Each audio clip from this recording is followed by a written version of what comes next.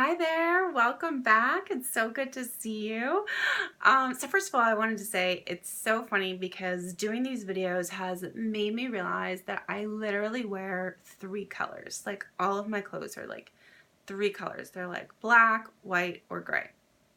So I apologize that you have to always watch me in black, white, or gray, and maybe I'll change it up one of these days, but I'm a former New Yorker living in California, and black is like literally one of my favorite colors.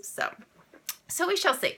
So today I wanted to share with you the fourth step in the recipe that we've been talking about, which is how to more easily receive what it is that you want. So this is the fourth step. If you do want to watch the first three steps, they're in the videos just prior to this one. I don't want to kind of go through those three steps and take a lot of time on this video, so you can go back and visit those there. Okay, I'm sharing the videos, each of the steps rather, over a course of videos, so not one video is too long.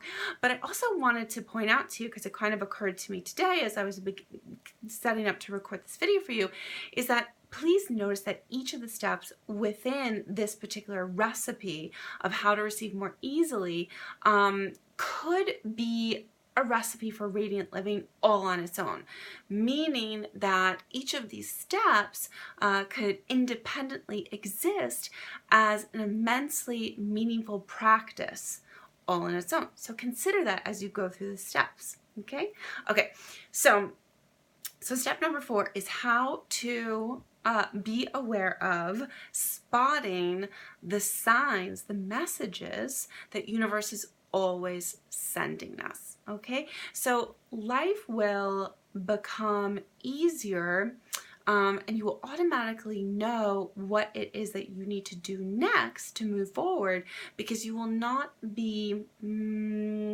trying to control the process through a very kind of rigid and, as we talked about in the last step, inherited life checklist. So life planning and receiving what is in alignment with you and what is in your highest interest becomes easy because we're just following the signs.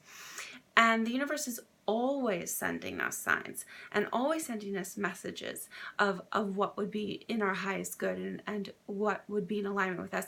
It's just that usually, often, we don't hear the signs and we don't see the signs. Sometimes we ignore them altogether. And then sometimes we'll kind of dismiss them as random, right? Have you ever said that to a girlfriend, a coworker, a family member? Oh, that was so random that just happened, or he said that, or she said that. But you kind of know that there's some inherent meaning, right, inside that random occurrence. Okay, so sometimes we'll sort of dismiss universe's signs and messages as random. So you might want to reconsider that. So often, how we are relating to the messages that universe is sending us is kind of like, it's as if we're sitting in a classroom and the teacher is speaking, but we're zoning out. You know, I'm sure you've done that in a meeting or in a classroom, right?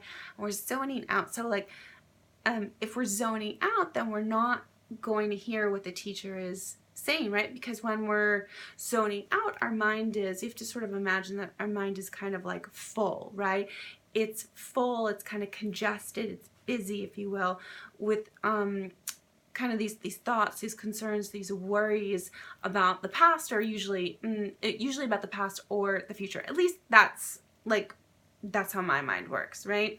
And when it's full, when it's kind of congested, it's really hard to receive fresh inspiration, guidance, direction, and it can't really come through, right? Which is exactly what we're trying to do here. We're trying to clear a space to more easily receive. So becoming aware of and then essentially receiving what is in alignment for us requires that we pay attention to ourselves, and that we pay attention to ourselves in this present moment, which is kind of the opposite of zoning out. If you think about those two things, when we're zoning out, we're definitely not here. We're definitely not aware of ourselves usually in this moment, and we're never, like, when we're zoning out, we're never really thinking about this present moment, right? We're thinking about the past, or we're thinking about the future.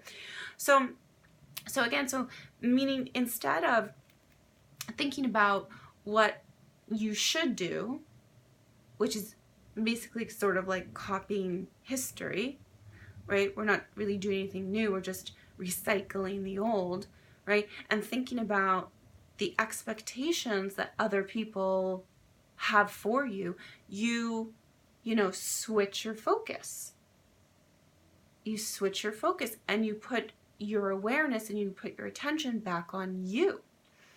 So I'm trying to think of an example. So for example, instead of, let's say, planning out the next 3 or 10 years of your life with a very detailed to-do list that, of course, the ego says you must follow in order to be okay in life, in order to be successful, in order to make it, in order to be worth it, right? It's kind of how the ego just thinks, right? So instead of doing that, you're going to practice gauging, right, and judging your own personal flow on more of a daily and a weekly basis, right? So this is a practice of trying to anchor yourself more in the present moment.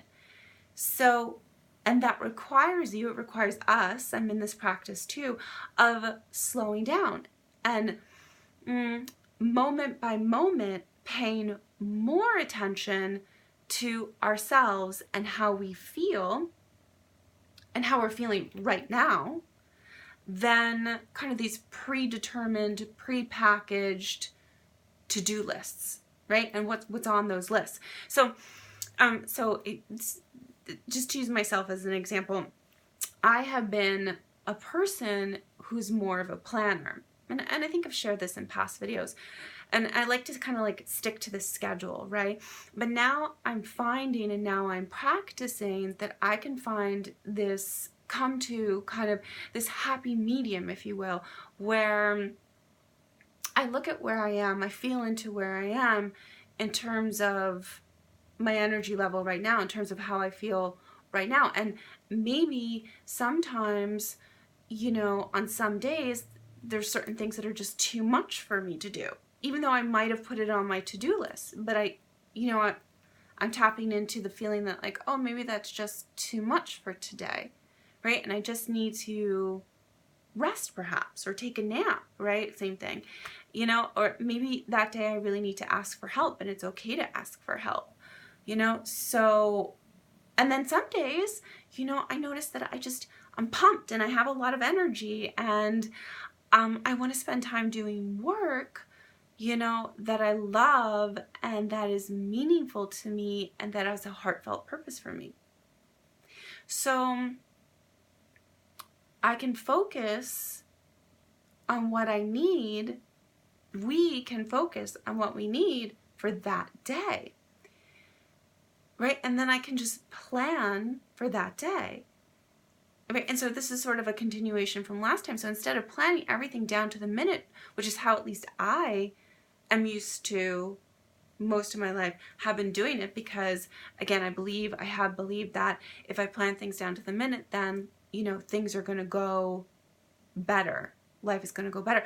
But it doesn't always work like that. So the question really is, can we treat our life more like a process rather than a checklist, right?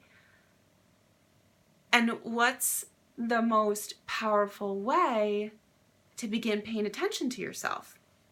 What's the most powerful way to tap into the knowing of, well, what do I need today? Right? So, and that answer, that is to be in the practice of asking yourself, what would feel good for me? In every decision, because every day is full of decisions to make, of choices, right, to make. And so in every decision, asking yourself, well, what would feel good to me? And when I say feel good, I mean feel good in the highest sense, not like, oh, it would feel good to go rob a bank, right? Or it would feel good to go eat everything in my refrigerator. So that's not what I'm talking about with feel good. I'm talking about feel good in like the highest sense, and I think you probably understand that. So in every decision, what would feel good for me? Because the right decision is always the feel good decision, which, by the way, is not always the logical decision, right? So we talk about that more another time. So there's this inner knowing. You and every person comes with this inner knowing, and we're not puppets, and you come with an inner knowing, so naturally your soul is moving you towards that inner knowing, which is moving you into alignment, right? So you and I and we can come into this awareness that, oh, I don't have to actively overmanage what I do. Rather, I can just follow the breadcrumbs that the universe is always sending me. And I can acknowledge that, like, oh, this breadcrumb is exactly what I need right now. Breadcrumb meaning this sign, this message, right? This one feel good choice, right? And then the universe will give us another breadcrumb, and you kind of notice, ah, this is what I need right now. So it's more like this. And in fact, the universe more or less already knows where your soul is going, where our souls are going. So we don't really need to control or think too hard about where we're going.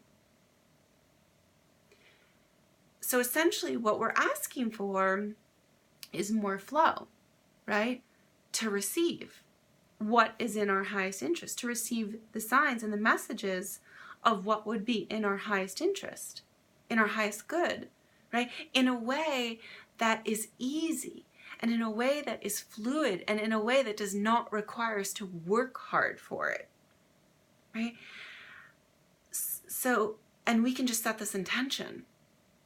We can ask the universe, we can simply say, you know, universe, dear universe, my intention is to put what is for my highest good in front of me instead of all these endless tasks that I feel like I need to manage. And let everything come to me in a way that is graceful and smooth. Show me the breadcrumbs, right? And this could even be your mantra, your intention, your script for more flow and less control. So I really hope this step is helpful to you.